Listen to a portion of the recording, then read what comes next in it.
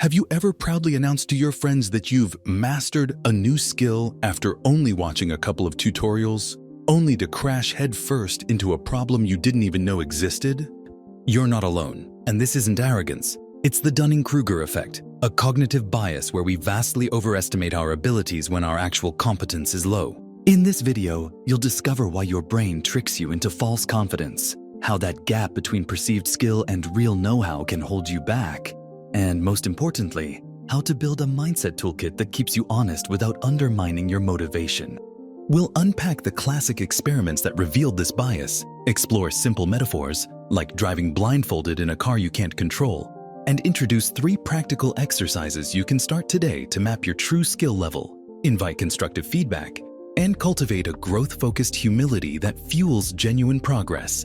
By the end, you'll have clear, actionable steps to spot your blind spots, check your confidence at the door, and transform overconfidence into informed self-awareness. When you first hear about the Dunning-Kruger effect, it might sound like an accusation of arrogance. But in reality, it's a universal blind spot built into our metacognition, our brain's ability to evaluate itself. In 1999, psychologists Justin Kruger and David Dunning invited volunteers to take tests on humor, grammar, and logic. After scoring their own performance, the lowest performers rated themselves as above average, while the top scorers underestimated their relative expertise. Imagine driving a car you've never parked. Without experience, you can't know how tight the steering wheel turns or how the brakes respond, so you confidently decide you're ready for rush hour traffic. That same lack of experience fools you into thinking you've mastered a domain when in fact you're still fumbling the controls. Cognitive scientists explain this as a double curse. You need skill to perform well and to recognize good performance, so beginners lack both competence and the awareness of what competence looks like.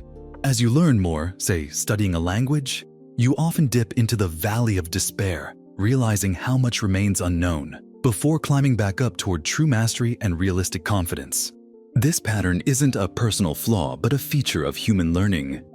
At the start, the gap between perceived skill and reality is widest. Recognizing this gap in yourself is the first step toward honest self-assessment. Next, we'll explore the psychological mechanics behind this bias, why confidence and competence diverge, and equip you with tools to map your actual skill level, solicit useful feedback, and navigate the learning curve without falling into the traps of overconfidence or paralyzing self-doubt. To understand why your confidence so often outruns your competence, we need to peek into the machinery of metacognition, your brain's internal mirror that judges your own skill level. Think of it like a car dashboard showing only fuel low or full without a gauge for miles driven. When you've learned a few basics, that crude gauge reads full, even if you've only driven 10 miles. Psychologists describe this as unconscious incompetence, where you don't know what you don't know, followed by conscious incompetence when you realize how vast the unknown truly is and feel a sudden drop from confidence to doubt. As you practice and learn, you climb into conscious competence, deliberately applying skills and spotting your own mistakes, and eventually reach unconscious competence, where mastery flows almost automatically. Recognizing these 4 stages equips you to calibrate your self-assessment. Start tracking your predictions versus actual outcomes to expose gaps. Keep an error log of recurring mistakes to pinpoint blind spots, and compare your work to expert benchmarks to ground your confidence in reality. By learning where you really stand, you create a solid foundation for growth rather than riding the highs and lows of false assurance. Now that you can gauge your true skill level, you need to strengthen that self-awareness through external input. First, adopt a feedback network. Identify 2 or 3 trusted peers or mentors and ask them targeted questions like, "What's one blind spot I keep missing?" Or, "Where did my work fall short of professional standards?" Schedule brief weekly check-ins and treat their insights as data, not judgments. Second, run micro-assessments. Design a small project with clear objectives and success criteria, then compare results to your initial predictions. Third, create a calibration calendar where you log your confidence before tasks and rate your performance afterwards. Over weeks, patterns will emerge. You'll see where you overestimate and where you underestimate your abilities. This system of structured feedback and self-audit transforms vague gut feelings into concrete metrics, helping you stay honestly aligned with reality. Now that you're tracking feedback and calibrating your confidence, The next step is to cultivate a habit of reflective practice and growth mindset to anchor your self-awareness. Begin a teachable log. After each task or learning session, spend 3 minutes writing down what you discovered, where you struggled, and one question you still have. This turns every effort, even mistakes, into valuable data for your next move.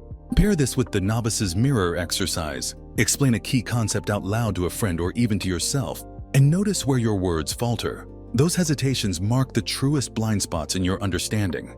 Then schedule a monthly skill spot check by breaking your broader ability into 3 essential sub-skills, rating yourself on each from 1 to 10, and choosing one micro goal to advance before the next check.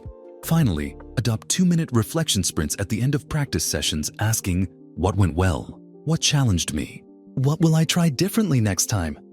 By weaving these small structured rituals into your routine, you transform self-doubt into a compass that points directly to where you need to grow, ensuring your confidence always stays in step with your real competence. Now that you've built habits for feedback, reflection, and micro-assessments, the final piece is to embed honest self-evaluation into your everyday learning ecosystem. Invite a learning partner into your journey, someone at a similar level with whom you can swap work and give each other candid, constructive critiques, and establish a simple rule. Before praising, first point out one specific area for improvement. Treat vulnerability as a skill. Practice saying, I'm not sure, or I need help out loud in low-stakes situations, like asking a colleague for clarification on an email or admitting uncertainty when trying a new recipe. So the next time you face a bigger challenge, that honesty comes naturally. Use the expert annotation technique. Find a tutorial or article by a recognized authority. Annotate it with your own questions and counterexamples. Then compare your notes to the expert's perspective to see where your understanding still falls short.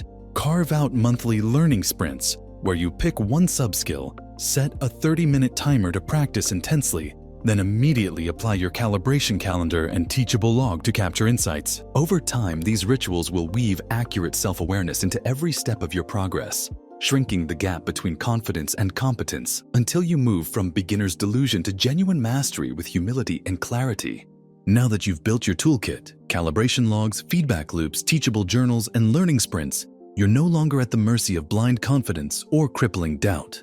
Each time you pause to compare your predictions with real outcomes, seek honest feedback, and reflect on what you don't yet know, you shrink the gap between perceived ability and true competence. Remember that mastery is not a destination, but an ongoing journey of curiosity, humility, and deliberate practice. Embrace your mistakes as signposts, lean into the discomfort of not knowing, and let structured self-evaluation guide you toward genuine growth. If this video helped you spot your blind spots and arm yourself with clear, actionable strategies to stay honest about your skills, give it a thumbs up, share it with fellow learners who deserve better self-awareness, and subscribe to Mind Unlocked for more practical psychology toolkits that turn complex science into everyday clarity and confidence.